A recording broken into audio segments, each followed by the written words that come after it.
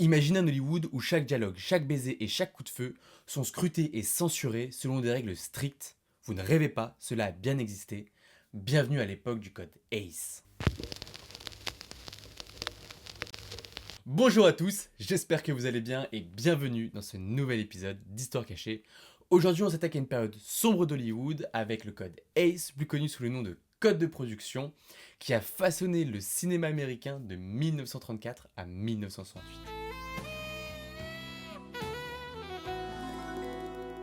On va se remettre juste un tout petit peu de contexte sur la période, parce que c'est une période folle pour les États-Unis. On est entre 1920 et 1930, donc on est juste après la Première Guerre mondiale, donc pas mal de festivités dans le pays. Mais on arrive aussi à une période avec beaucoup de restrictions, parce qu'en 1920, c'est l'arrivée de la prohibition sur le territoire américain, donc interdiction de consommer, vendre ou posséder de l'alcool. Et c'est également l'aube de la plus grosse crise financière du pays, celle de 1929, plus connue sous le nom de la Grande Dépression. Et c'est du coup dans ce climat-là, peu de temps après sa naissance, que Hollywood, avec ses films provocateurs et ses scandales retentissants, devient le centre de toutes les attentions. Et c'est notamment du coup les groupes religieux et conservateurs qui vont s'emparer des scandales pour protéger ce qu'ils appellent eux les valeurs morales de la société, et parce qu'ils voient en fait dans les films une menace directe pour la jeunesse et la moralité publique. Mais un événement en particulier va venir accélérer le processus, l'affaire Roscoe Haberkel. Un soir d'été 1921, Roscoe Haberkel, dit Fatty, l'une des plus grandes stars de la comédie à Hollywood, organise une grande fête au 12e étage du St. Francis Hotel à San Francisco.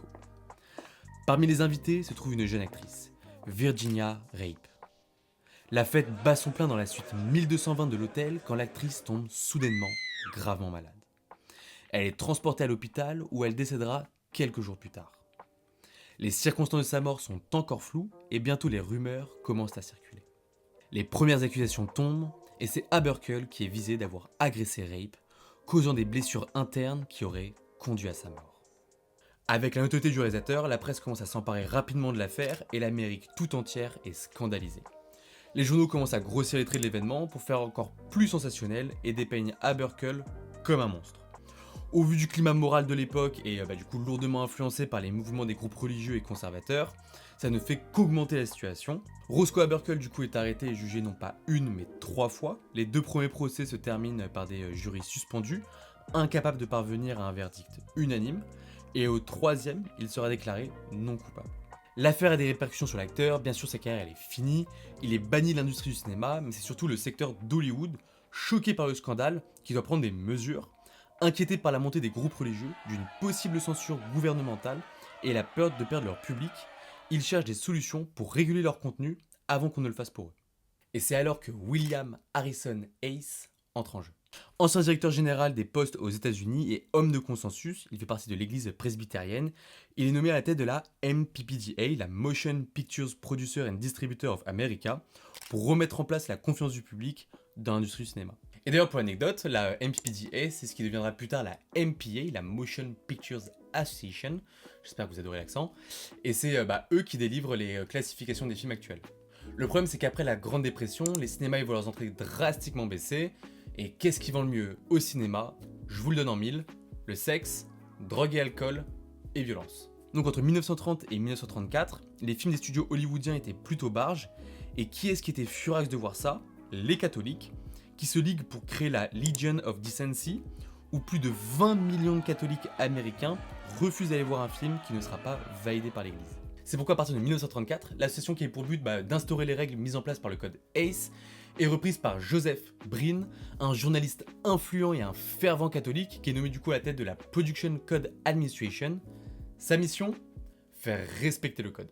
C'est du coup à cette période que le code ACE ou code de production rentre réellement en vigueur. Tous les scénarios américains passent par le bureau de Breen, qui devient la personne la plus influente d'Hollywood, et est inspecté ligne par ligne pour s'assurer qu'il respecte bien le code. Ça a marqué du coup une ère de contrôle rigide pour l'expression artistique et la créativité dans le cinéma américain, en dictant notamment ce qui pouvait ou pas être montré à l'écran, ce qui va après du coup profondément marquer l'industrie du cinéma et la culture cinématographique pour les générations à venir. Et alors niveau règles, on se croirait en Corée du Nord, je vous en liste quelques-unes, mais on a le crime ne doit jamais sembler payant, en gros ça va pas créer de la sympathie ou donner envie de faire pareil, les meurtres brutaux ne peuvent pas être présentés en détail, la vengeance est interdite dans les films qui se déroulent à l'époque contemporaine, côté sexualité, alors là, il n'y a plus rien, interdiction de montrer un adultère sauf cas précis, pas de scène de passion sauf si absolument nécessaire au film, pas de nudité, même suggestive, et franchement sur ce sujet, j'en passe. Respect absolu de l'institution du mariage, interdiction de montrer la consommation de drogue, interdiction de se moquer de la religion, et la présentation d'un drapeau doit se faire dans le respect, et les gens connus et les populations doivent être présentés avec impartialité. Franchement, je vous ai juste mis les grandes lignes, mais c'est impressionnant le nombre de restrictions qu'il y avait. Avant le code, on avait des films vraiment en tout genre, comme on peut en avoir à notre époque actuelle, mais un avant-après assez flagrant, c'est celui de la célèbre Betty Boop, que je vous laisse constater par vous-même. Malheureusement, l'impact du code, il allait au-delà du simple aspect scénaristique. Il a également affecté la représentation des femmes au cinéma, des minorités et des thèmes sociopolitiques. Les rôles féminins étaient souvent réduits à des stéréotypes et les représentations des minorités étaient rarement flatteuses. Mais bon, malgré ces restrictions, il y a quand même pas mal de films qui ont réussi à délivrer un message puissant. La créativité a quand même réussi à s'exprimer malgré des conditions strictes. Alors du coup, que faire quand on a un scénario ultra ambitieux en main, mais une liste de règles absolument infinie sur ce qu'il faut ou pas montrer à l'écran? Et bah là-dessus, l'humain est assez fort pour contourner les règles, et les réalisateurs et scénaristes ne sont pas laissés abattre. La Production Code Administration contrôlait les scénarios, ok, mais pouvait pas être sur les plateaux de tournage pour diriger les acteurs à la place du réal. Pour Casablanca par exemple, sorti en 1942, tout est passé par des dialogues subtils, des regards chargés de sens, pour du coup insinuer des relations et des émotions qui étaient interdites par le code. Rien d'explicite, mais tout est clairement compris par le public. Et qu'est-ce qui se passe du coup si on respecte pas le code? Il y a plusieurs solutions. La première, c'est que le film est pas financé et pas produit. L'autre, c'est qu'il est interdit, et si le film sort quand même en salle, l'église va faire appel à un boycott, ça lui plaît pas. C'est pourquoi à cette période-là, tous les génériques des films avaient ce logo. Pareil pour le film Double Indemnity, les tensions sexuelles et les actes criminels sont suggérés par des jeux d'ombre et de lumière, ce qui crée une ambiance intense sans enfreindre directement les règles du code. Et l'une des scènes les plus emblématiques du cinéma, elle n'aurait jamais eu lieu sans restriction, et on la doit à Alfred Hitchcock dans Psycho avec la scène de la douche qui a été méticuleusement ajustée pour passer la censure. Mais vous doutez bien quand même que pas mal de monde n'était pas spécialement d'accord avec ces restrictions, que ce soit les critiques de cinéma, les réalisateurs qui n'avaient pas peur de se mettre à dos l'administration, et une partie du public, ils sont beaucoup à avoir exprimé leur mécontentement. Par exemple, le film Baby Doll, paru en 1956, a essayé tant bien que mal d'appliquer le code, mais il voulait pas se censurer pour autant. L'église catholique du coup lui est tombée dessus, l'a jugé inapproprié, l'a condamné, et après il a été interdit dans pas mal de villes. La presse a quand même tout de même mis en lumière un peu l'hypocrisie du code, parce que d'un côté elle acceptait sous certaines conditions la violence, et d'un autre elle censurait à 100% des sujets comme par exemple le racisme. Malgré toute cette censure, le désir de traiter des sujets importants est toujours présent.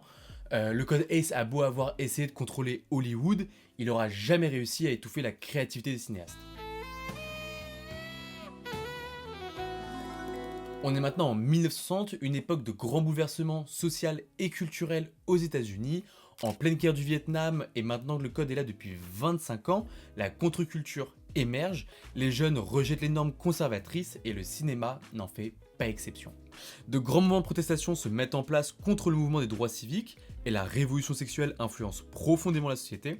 Face à tout ce changement et à la mondialisation des industries, des films internationaux débarquent aux États-Unis et montrent autre chose avec des films qui ne sont pas sous la censure du code.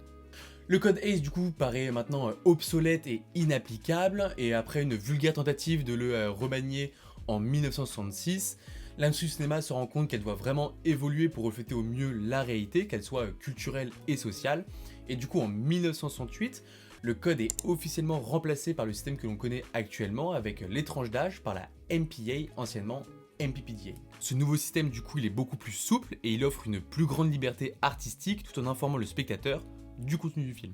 C'est d'ailleurs à cette période-là que le cinéma pornographique se développe réellement, après une vulgaire tentative de l'église de l'interdire, les tribunaux américains l'autorisant.